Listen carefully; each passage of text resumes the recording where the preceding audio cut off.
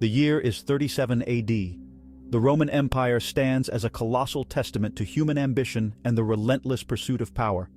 A child is born, shrouded in the shadow of power, destined to be a pivotal figure in the annals of history. This power, however, is not inherited through mere birthright but earned through ruthless ambition and bloodshed, a legacy of violence that has shaped the empire. His name, Nero Claudius Caesar Augustus Germanicus, a name that would be etched into the chronicles of time, both revered and reviled. This infant, through a twisted web of familial ties, is heir to the most powerful empire the world has ever known. The weight of this inheritance is immense, fraught with peril and opportunity. His great-uncle, the Emperor Tiberius, is a man consumed by paranoia and cruelty. Tiberius's reign is marked by fear and suspicion, casting a long shadow over the young Nero's future. The air in Rome is thick with whispers of betrayal and assassination. Every corner of the city hides secrets, and every shadow conceals a potential threat. Nero's own family history reads like a grotesque play, filled with characters driven by ambition, greed, and a thirst for power. His father, Gnaeus Domitius Ahenobarbus, was a man known for his brutality. His reputation for cruelty and violence was well earned, and it left a lasting impression on the young Nero. His mother, Agrippina the Younger, was the embodiment of ambition, a woman who would stop at nothing to secure her son's place in history. Her machinations and schemes were legendary, and she wielded her influence with a ruthless efficiency. Agrippina's determination to see Nero ascend to power knew no bounds. She was a master of manipulation, using her charm and cunning to navigate the treacherous waters of Roman politics. The blood of Augustus, Rome's first emperor, flowed through Nero's veins. This connection to the revered founder of the empire was both a blessing and a curse, a source of immense pride and unbearable pressure. But it was a lineage tainted by the excesses and madness of the Julio-Claudian dynasty. The family's history was marred by scandal, decadence, and a seemingly endless cycle of betrayal and murder. Could this child, born into such a viper's nest of intrigue and violence, ever hope to escape the legacy of his forefathers? The challenges he would face were daunting, and the path ahead was fraught with danger. Or was he destined to become another pawn in the deadly game of Roman power? The stage is set, and the pieces are in motion. The young Nero would soon find himself at the center of a grand and perilous drama. The players are in position, each with their own ambitions and agendas. The political landscape of Rome was a complex and treacherous arena where alliances were fleeting, and trust was a rare commodity. The drama of Nero's life is about to unfold. His journey would be one of triumph and tragedy, a tale of power, betrayal, and the relentless pursuit of legacy. The world would watch as Nero's story played out on the grand stage of history, a testament to the enduring allure and peril of power. The early years of Nero's life were marked by both tragedy and opportunity. Born Lucius Domitius Ahenobarbus, he was thrust into a world of political intrigue and familial ambition from the very beginning.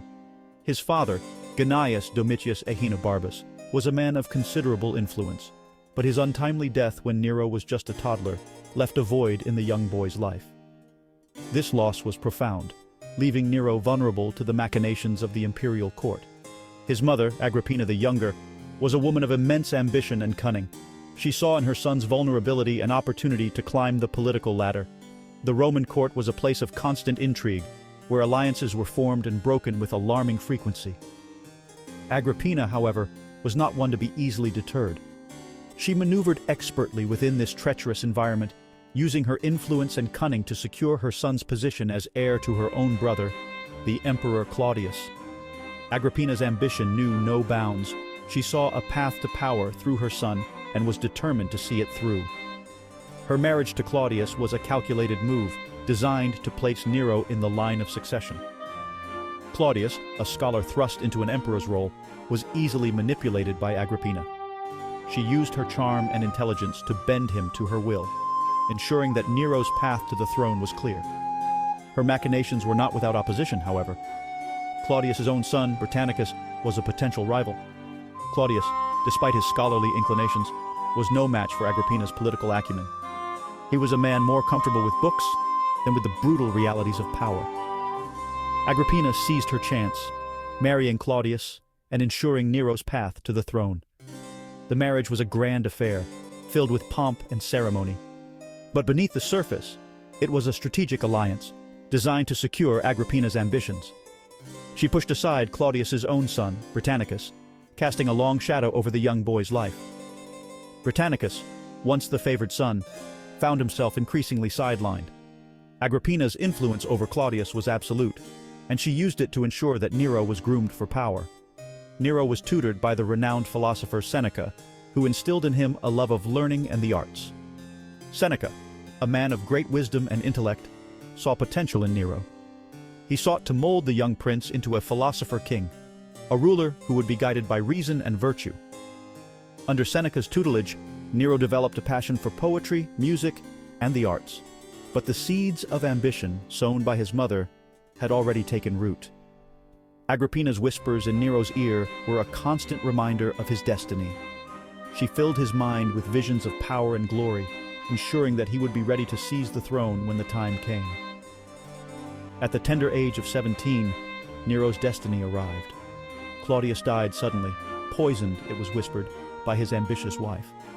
The death of Claudius was a turning point, a moment that would change the course of Roman history. The whispers of poison were more than just rumors. Agrippina had played her hand masterfully, ensuring that her son would ascend to the throne.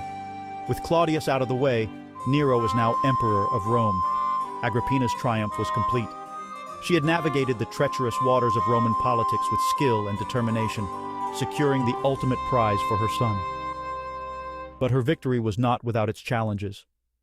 Nero, now clad in the imperial purple, faced the immense responsibility of ruling the vast Roman Empire. The weight of the crown was heavy, and the young emperor found himself grappling with the realities of power. Was young Nero ready for the immense responsibility thrust upon him? The question loomed large, casting a shadow over his reign. The young emperor was eager to prove himself, but the challenges ahead were formidable. And more importantly, who truly held the reins of power in this new era? Agrippina's influence over her son was undeniable, but the dynamics of power were complex. The young emperor would have to navigate the treacherous waters of Roman politics with his ambitious mother ever by his side. The early years of Nero's reign offered a glimmer of hope. The Roman Senate, long subject to the whims of tyrannical emperors, found in Nero a surprising ally. He reduced taxes, promoted public works, and embraced a more lenient approach to governing. This period, known as the Quinquennium Neronis, 5 years of Nero, was a time of relative peace and prosperity. Nero, young and idealistic, seemed determined to rule justly. He listened to his advisors, particularly the wise Seneca and the pragmatic prefect of the Praetorian Guard, Burrus.